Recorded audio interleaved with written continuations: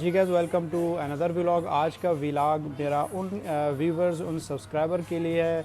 बहुत सारे लोग यही मुझसे सवाल करते हैं कि सर एक तो हमने अप्लाई कर दिया स्पेन का वीज़ा या नीदरलैंड का इन्विटेशन वीज़ा, इन्विटेशन के साथ अप्लाई किया, फारूक कंसल्टेंसी के साथ किया, वीज़ा लग गया। तो आप हमें ये बताएं, क्या नीदरलैंड आने के बाद हम स्पेन का वीज़ा कैसे लें या फिर स्पेन कैसे आ जाएं? क्योंकि बहुत सारे लोग हैं उनको सही तरीके से इंफॉर्मेशन नहीं होती है या उनको गाइडेंस नहीं मिलती है। तो आज का जो वीडियो बहुत ही इंफॉर्मेटिव है और आपने इसको पूरी देखनी है, और जब आप इसको देखेंगे तो फिर उसके बाद आपके सारे सवालों के जवाब आपको मिलेगा।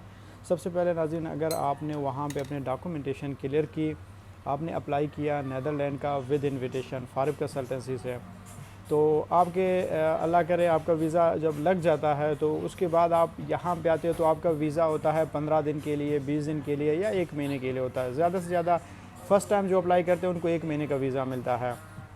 सेकंड टाइम के लिए अगर आप अप्लाई करते हो तो फिर वो आपको 3 महीने का मिलता है, फिर 1 ईयर मल्टीपल वीज़ा आपको मिल जाता है। तो जब आप यहाँ पे आते हैं, यहाँ पे आपके पास इतने ऑप्शंस है कि मैं आपको बता नहीं सकता हूँ। आप लोगों का जो गलती है वो पता है क्या होता है, आप लोग ऐसे कंसल्टेंट से पूछते हो जो ख़ुद यहाँ पे डंकी लगा के आए हुए हैं, तो आप लोग उनसे पूछते हो। तो जब उनसे पूछोगे तो लाजिम है वो कहेंगे कि भाई आप आओगे, वीज़ा 1 महीने का होगा तो आपने वापस जाना होगा अपने मुल्क में, तो आपको डिपोर्ट करेंगे। भाई क्या है ये? ऐसा कुछ भी नहीं होने वाला है। अगर आप यहाँ पे लीगल एंट्री करवाते हैं, इनके अपने लॉ है, इनके अपने कानून है।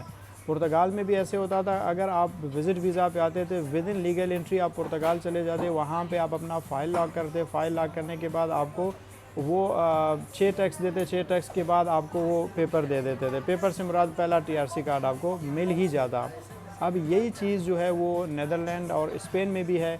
अगर आप स्पेन में आते हो लीगल एंट्री के साथ, तो यहाँ पे आपके पास ऑप्शन है, आप इमिग्रेशन में जाते हो, आप हाईली स्किल्ड जो एजुकेशनल कोर्स या कोई भी चीज़ आप सीखते हैं उसकी तरफ जाना चाहते हैं, या फिर आप डिजिटल नोमैड जो कि आप लोगों के लिए ही है, आप इसको कन्वर्ट कर सकते हैं।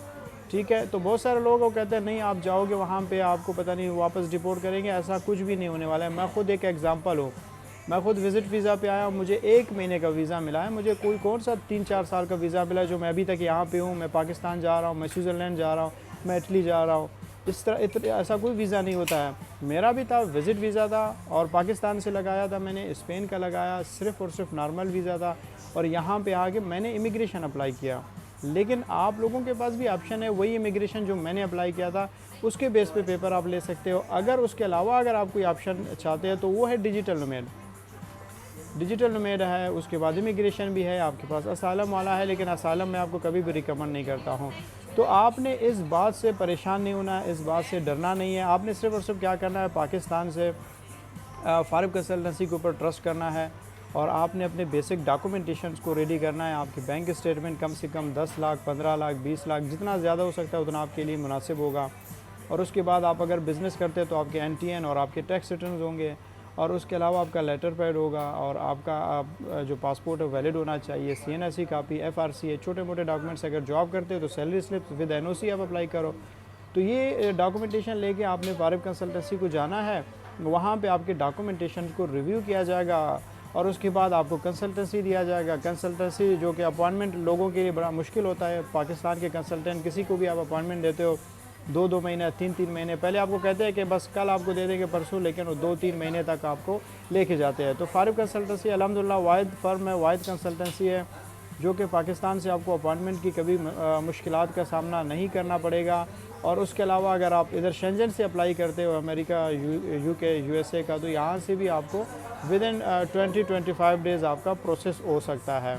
तो वहाँ से भी अगर आप अप्लाई करना चाहते हो, इन्विटेशन के साथ करना चाहते हो या नॉर्मल करना चाहते हो, तो आप बिल्कुल आप फारूक कंसल्टेंसी को रुजू करें, अपना प्रोसेस स्टार्ट करें। तो आपको कोई टेंशन लेने की ज़रूरत नहीं है। यहाँ पे आने के बाद आपको ये भी अगर लगें कि वहाँ पे आपका कोई भी नहीं है जो आपको आपका हाथ पकड़े, जो आपको चलना सिखाएं, तो मैं हमेशा कहता हूँ कि अगर कोई कहता है फैमिली, दोस्त, फ्रेंड वहाँ से इन्विटेशन नहीं भेजते, तो मैंने कहा है कि फारूक कंसल्टेंसी आपका फैमिली है, आपका दोस्त है, आपको यहाँ से इन्विटेशन भेज देगा, और आपने सिर्फ हिम्मत करना है, अप्लाई करना है।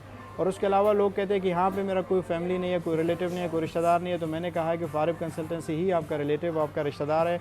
आपका हाथ पकड़ के आपको चलना सिखाएगा, आपके डॉक्यूमेंटेशन में आपको सपोर्ट करेगा, आपको रिहाइश में भी करेगा, जॉब में भी करेगा। यहाँ के आने के बाद कोई टेंशन लेने की ज़रूरत नहीं है। तो इसलिए वीडियो को देखें और इसको शेयर भी करें और मुझसे कांटेक्ट भी करें और फारिब कंसल्टेंसी को रुजू करें और अपना प्रोसेस अभी स्टार्ट करें, क्योंकि इस वक्त ज़बरदस्त और बेहतरीन रेशो है।